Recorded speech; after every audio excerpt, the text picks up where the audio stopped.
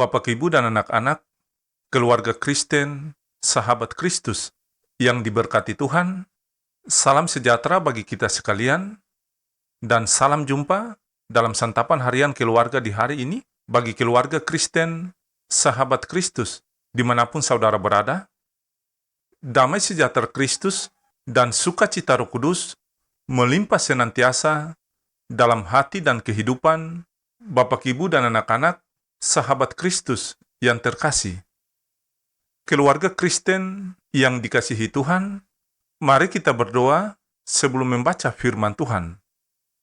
Ya Bapa di sorga, firman yang hidup dan menghidupkan, di saat ini kami keluarga Kristen hendak mendengarkan firman-Mu. Kami mohon, ya Roh Kudus, berilah pencerahan bagi kami dan bukalah mata rohani kami dengan kuasa Roh-Mu yang kudus, agar saat kami membaca firman-Mu, kami dapat mengerti dan memahaminya, serta melakukannya dalam kehidupan kami. Dalam nama Tuhan Yesus, firman yang hidup, kami berdoa. Amin. Bapak, Ibu, dan anak-anak, keluarga Kristen yang diberkati dan dikasihi Tuhan, bacaan firman Tuhan di hari ini terambil dari Yesaya pasal 62, ayat 1 sampai ayat yang ke-5. Beginilah bunyi sabda firman Tuhan. Oleh karena Sion, aku tidak dapat berdiam diri, dan oleh karena Yerusalem, aku tidak akan tinggal tenang, sampai kebenarannya bersinar seperti cahaya, dan keselamatannya menyala seperti sulu. Maka bangsa-bangsa akan melihat kebenaran-Mu, dan semua raja akan melihat kemuliaan-Mu, dan orang akan menyebut Engkau dengan nama baru yang akan ditentukan oleh Tuhan sendiri. Engkau akan menjadi mahkota keagungan di tangan Tuhan dan serban kerajaan di tangan Allahmu. Engkau tidak akan disebut lagi yang ditinggalkan suami, dan negerimu tidak akan disebut lagi yang sunyi, tetapi engkau akan dinamai yang berkenan kepadaku, dan negerimu yang bersuami, sebab Tuhan telah berkenan kepadamu, dan negerimu akan bersuami.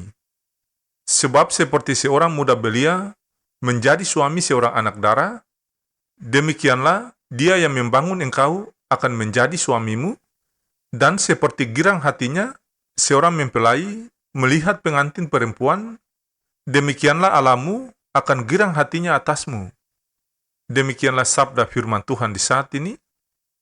Yang lebih berbahagia lagi yaitu setiap keluarga Kristen yang mendengarkan perkataan Allah dan menjalankannya. Amin.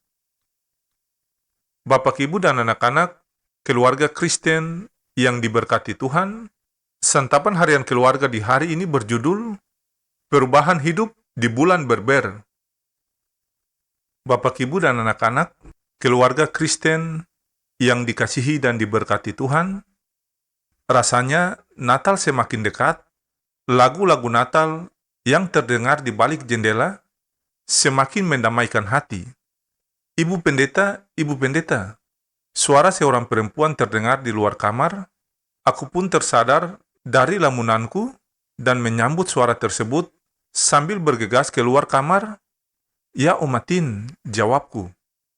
Oma yang sudah menjalani masa pensiunnya sekitar 6 tahun, terlihat gesit menyiapkan sarapan pagi untukku.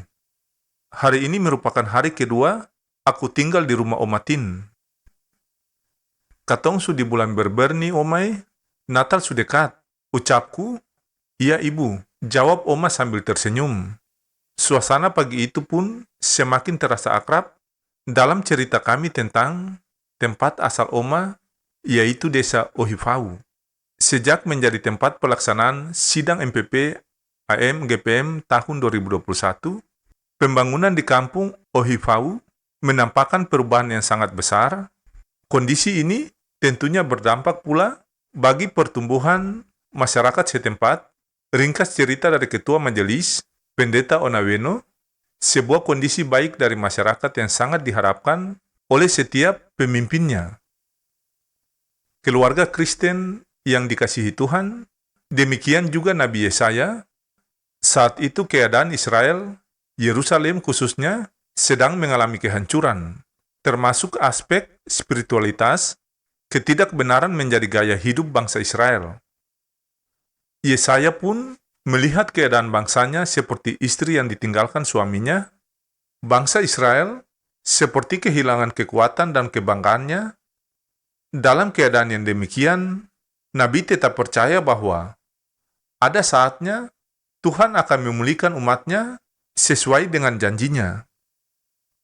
Keluarga Kristen yang diberkati Tuhan, pemulihan tersebut akan mengembalikan bangsa Israel dalam hubungannya dengan Tuhan seperti suami istri. Untuk itu, kebenaran harus dinyatakan dalam perubahan hidup seluruh bangsa Israel, karena kebenaran menjadi penentu bagi perubahan bangsa Israel. Keluarga Kristen yang dikasihi Tuhan, di minggu-minggu Adventus ini, marilah kita sebagai orang percaya menjalani hidup sesuai kebenaran yang dikehendaki Tuhan. Tuntunlah kami ya Tuhan untuk hidup dalam kebenaran-Mu.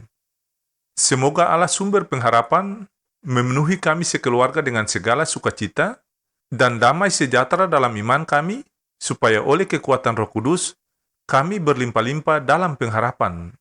Amin.